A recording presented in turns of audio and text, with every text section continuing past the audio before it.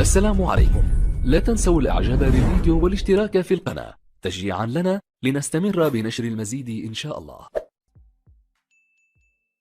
في تشكيلة المنتخب المغربي مقائي الماضي ودخول سودي لاعبة الجيش الملكي هذه ياسمين وفيها ركنية لفائدة المنتخب إلى رمية جانبية. هذه الإعادة روزيلا حاضرة في الجهة اليمنى العرضية والمتابعة.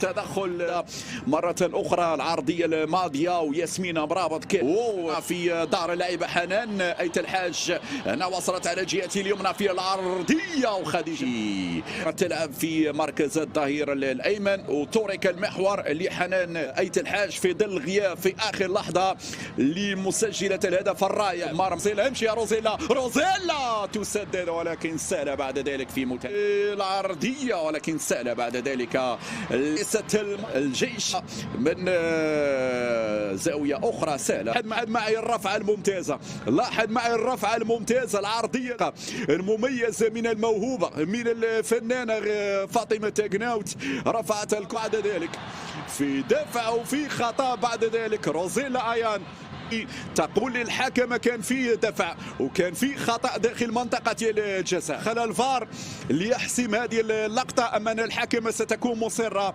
على الضرب على مشارف منطقة الجزاء. هنا الإعادة الدفع واضح حتى تمر الدوري الإسباني. هنا الإعادة مجددا. هنا ارتقاء وتدخل وتغلب. سننتظر الجولة الثالثة. تسديد هذه ياسمين ولكن عالية إلى دار منتخب رضواني.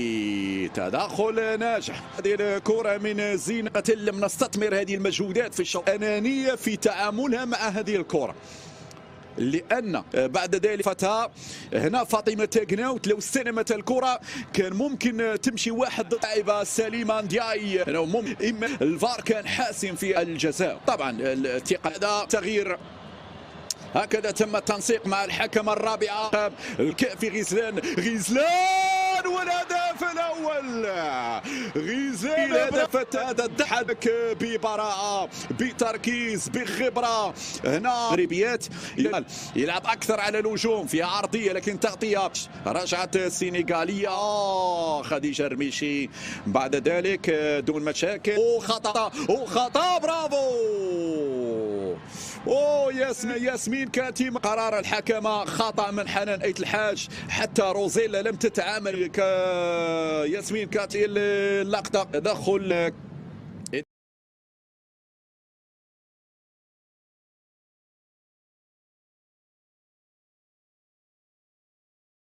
لا صراع الإسقاط من الحكم. هذه